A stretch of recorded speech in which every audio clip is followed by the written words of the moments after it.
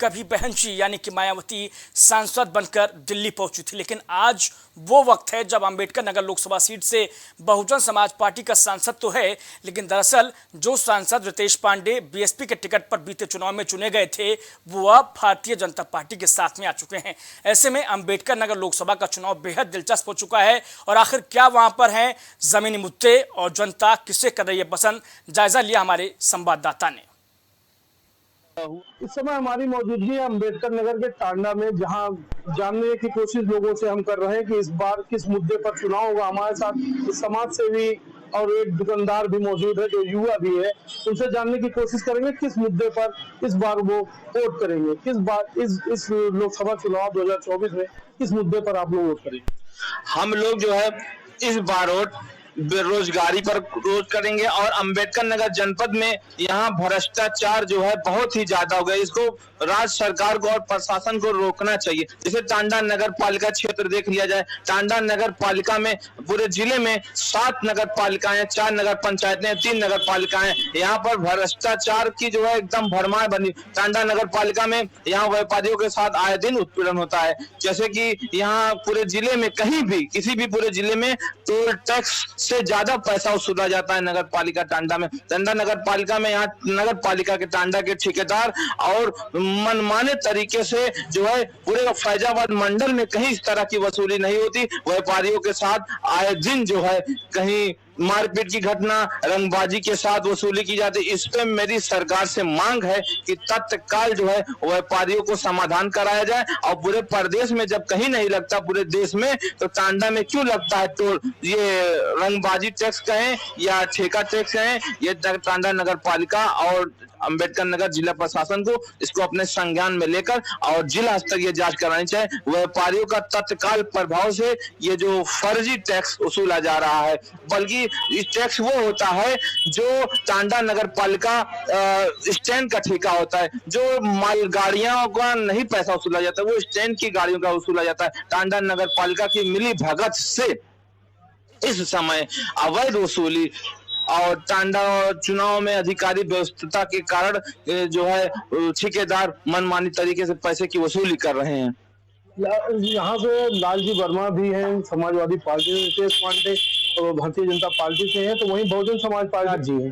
तो ये 3 चेहरे में कौन सा ऐसा चेहरा होगा जिसे अंबेडकर नगर की जनता दिल्ली पहुंचाएगी। और मेरा जहां तक मानना है, लालजी वर्मा और माननीय लालजी वर्मा जी, श्री आदरणीय जो है रितेश पांडे जी, कमर हयात साहब, ये 2 नेता इस समय मौजूदा हैं। रितेश पांडे ये भी अनुभवी नेता हैं और लालजी वर्मा भी अपने क्षेत्र में अच्छा खासा काम किए हैं। दोनों की लड़ाई जो है टक्कर की है, कहा नहीं जा सकता। बीच में बीएसपी भी इसका फायदा उठाते हुए बीच से जीत सकती है, ये कुछ कहा नहीं जा सकता। कि वो बसपा ने एक मुस्लिम चेहरा उतार दिया है। अंबेडकर नगर में मुस्लिम चेहरा उतरने से लालजी वर्मा हो या रितेश पांडे हो, कहीं ना कहीं ऐसा लग रहा है कि इन लोगों की हवा कम होती नजर आ रही है। ये तो आप जो है कहने की बात है। बहुजन समाज पार्टी के बारे में आम जनता जान चुकी है कि इनका जो है अंदर से बीजेपी का पैक्ट है और ये बीजेपी के इशारों पर ही काम करती हैं। और जैसा कि अभी आपने देखा है कि वो अपने भतीजे आकाश आनंद को भी पार्टी से बाहर का रास्ता दिखा दी है, इसलिए कि वो भाजपा के खिलाफ तरह तरह की बात करके आम जनता। लोकसभा चुनाव को लेकर जिस तरीके से सभी दल अपने तरीके से प्रचार कर रहे हैं, तो वहीं प्राइम टीवी की जो टीम है वो दुकानदारों से बुला ले रही है कि 2024 में इनको कितना लाभ मिलने वाला है या फिर उससे पहले कितना लाभ मिल चुका है। दुकानदारों से हम बात वोट करेंगे। देखिए, हम लोगों का मुद्दा ये है कि कोई भी सरकार आए वो व्यापारियों का खास ख्याल रखे। एक व्यापारी वर्ग यही चाहता है, वो हमेशा यही चाहेगा भी कि जैसे चाहे वो छोटी दुकानदार हो या बड़ा दुकानदार हो या बड़ा आड़तिया हो, वो यही चाहेगा कि उसको उसको ट्रांसपोर्टेशन की सुविधा हो जाए और क्रय विक्रय में मार्केट और बाजार और मंडी भी रहे, ये सब चीजें रहती हैं। और ये चाहते हैं कि सरकार उसमें अपना हस्तक्षेप करके हम लोगों को सुविधा मुहैया कराए। और कोई सरकार बने, इससे कोई सरोकार नहीं हमको। हम ये चाहते हैं क्योंकि हमसे हजारों लोग, लाखों लोग एक दूसरे से जुड़े रहते हैं, उनकी भी रोजी रोटी चलती रहती है उसी से। तो हम तो यही चाहेंगे कि भाई कोई भी सरकार आए वो व्यापारियों को विशेष ख्याल रखे।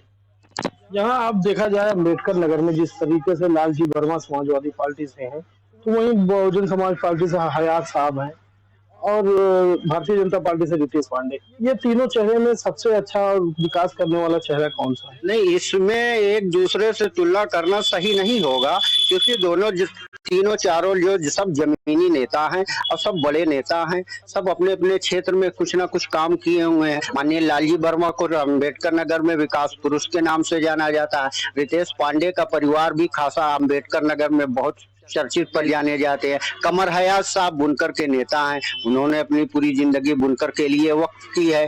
तो ये कहना उचित नहीं होगा कि कौन बेहतर है कौन नहीं बेहतर है। मैं यही चाहूंगा कि कोई भी आए, जनता हमारी ये अपनी सद्बुद्धि से उपयोग करके वोट डालने जरूर जाए और ये जरूर देखे कि तीनों चारों में कौन सा प्रत्याशी है जो हमारे हक और हुकूक, हमारे राइट के लिए संसद में अपनी आवाज को बुलंद करेगा। ये आप अम्बेडकर नगर के टांडा विधानसभा में है, सरदार मार्केट में। यहाँ लोगों से हम जानने की कोशिश करेंगे किस मुद्दे पर वोट होगी और अम्बेडकर नगर का सांसद अध्यक्ष है अंशु बग्गा जी, इनसे बात करने की कोशिश करेंगे और जानेंगे कौन होगा अगला सांसद। जिस तरीके से लगातार देखिए, अम्बेडकर नगर में हमेशा विकास की चुनाव हुआ है और आगे मैं चाहता भी हूं कि विकास पे चुनाव हो। दुर्भाग्यपूर्ण है कि जाति, धर्म, इन्हीं सब गोल के आधार पे चुनाव होता है और इस बार योग्यता के आधार पे चुनाव होगा और जो योग्य होगा, जिसने काम किया, जिसने पूर्व में जनता की आवाज संसद तक पहुंचाई है, उसको देखते हुए लोग, विकास को देखते हुए लोग चुनाव पे भागीदारी लेंगे। पिछली बार बसपा से सांसद थे रितेश पांडे जी, लोगों का कहना है कि टांडा विधानसभा में उन्होंने कुछ नहीं किया, इसको लेकर किस तरीके से? देखिए, रितेश पांडे जी, पहले तो मैं बताऊं, ये राष्ट्र का चुनाव है। सांसद का एक काम होता है कि जनता की बीच की आवाज लेके संसद में जाए और रखे और माध्यम बनता है। तो रितेश जी ने माध्यम, कोई भी सांसद होता है, रितेश जी तो मैं नाम, चूंकि किसी का नाम लेने से कोई सेंस नहीं है, सांसद किसी भी पार्टी से हो, उसका यही कार्य है कि जनप्रतिनिधि बन के जाए और लोगों के बीच की बात, लोगों के बीच में जो लैप है, जो कमी है, जो उसके शहर मोहल्ले में कमी है, जो उसके लोकसभा कॉन्स्टिट्यूएंसी में कमी है, वो संसद तक रखे और उसको पूर्ण कराए। वो उन्होंने किया। मैंने कई भाषण उनके सुने हैं जो उन्होंने संसद में यहाँ अम्बेडकर नगर के मुद्दे रखे हैं, प्रबल तरीके से रखे हैं और यही सांसद का काम है। मुझे लगता है किसी भी पार्टी का सांसद आएगा तो ये करेगा। आप व्यापार से जुटे हैं, बड़े व्यापारी भी हैं, लालजी वर्मा जी हुए, रितेश पांडे जी हुए, आपके बेहद करीबी संबंध है, तो इस बार कितना टफ होगा चुनाव? देखिए, चुनाव चूंकि ये अभी जाति के आधार पे घूम रहा है, मैं आपको बताऊं, क्योंकि सांसदीय चुनाव धीरे धीरे जब नजदीक आता है तो जाति के आधार पे वो डाइवर्ट हो जाता है। लेकिन फिर भी क्योंकि युवाओं की बहुत भागीदारी है इस चुनाव में, आप देखते चलिए कॉन्स्टिट्यूएंसी में अच्छे खासे युवा हैं, तो युवा अब की बार योग्यता के आधार पे जो वो सांसद चुनेंगे जो उनकी बात को लेके संसद में जाए और उनके, जैसे अभी हमारे यहाँ आप देखिए बहुत सारे युवा जो सवेरे ट्रेनिंग करते हैं और हमारे यहाँ टांडा में जहाँ विधानसभा में मैं हूँ, खेल का ग्राउंड नहीं है, तो बहुत सारी चीजें जो अभी कमी है वो लेके जो हमारी आवाज जाएगा हम उसी को सांसद चुनेंगे। देखिए, मैं सिर्फ रितेश जी की बात नहीं कर रहा हूँ, जो भी इस चुनाव में आएंगे, चाहे वो लालजी भाई हो, चाहे रितेश जी हो, या जो भी हो, या बसपा के जो प्रत्याशी हैं, जो भी हमारी जनता की बात आगे ले जाएगा, योग्य होगा, हम उन्हीं को चुनेंगे। कोई जरूरी नहीं है कि हम ऐसे आदमी को चुने जिससे हमारे संबंध है। मैं पर्सनल दूंगा, वो बात अलग है किसको देता हूँ, लेकिन जनता और युवा उसी को की बार चुनना चाहेगी जो जनता के मुद्दे पूरे दम खम से लेके जाएगा संसद में और हमारी मांगों को पूरा करेगा। आप पंखुआन के अध्यक्ष भी हैं, आप गरीबों की सेवा भी करते हैं, जिस जरूरतमंदों को आप खून भी डोनेट करते हैं, उन लोगों से आप क्या अपील करेंगे कि इस बार अम्बेडकर नगर मतदान बढ़कर हो कि ताकि अम्बेडकर नगर का नाम। देखिए, आपने बहुत अच्छी बात की। देखिए, जनता की जवाबदेही भी इसमें है, जनता को भी बढ़ चढ़ के मतदान देना चाहिए, क्योंकि ये एक पर्व है। और सबसे बड़ी बात है, जितना ज्यादा मतदान होगा उतना जनता का लोकप्रिय प्रत्याशी आगे आएगा, जो 5 साल विकास की तरफ ले जाएगा हमारे शहर, हमारे मोहल्ले, हमारी लोकसभा कॉन्स्टिट्यूंसी को। बड़ी लोकसभा कॉन्स्टिट्यूंसी है, लगभग 17-18 लाख का चुनाव है। तो अगर चुनाव मतदान परसेंटेज अच्छी होगी तो अच्छा प्रत्याशी हमें मिलेगा। और हमारी विधानसभा, देखिए, जनता की जवाबदेही भी इसमें है, जनता को भी बढ़ चढ़ के मतदान देना चाहिए, क्योंकि ये एक पर्व है। और सबसे बड़ी बात है, जितना ज्यादा मतदान होगा उतना जनता का लोकप्रिय प्रत्याशी आगे आएगा, जो 5 साल विकास की तरफ ले जाएगा हमारे शहर, हमारे मोहल्ले, हमारी लोकसभा कॉन्स्टिट्यूंसी को। बड़ी लोकसभा कॉन्स्टिट्यूंसी है, लगभग 17-18 लाख का चुनाव है। तो अगर चुनाव मतदान परसेंटेज अच्छी होगी तो अच्छा प्रत्याशी हमें मिलेगा। और हमारी विधानसभा, हमारी लोकसभा का विकास होगा।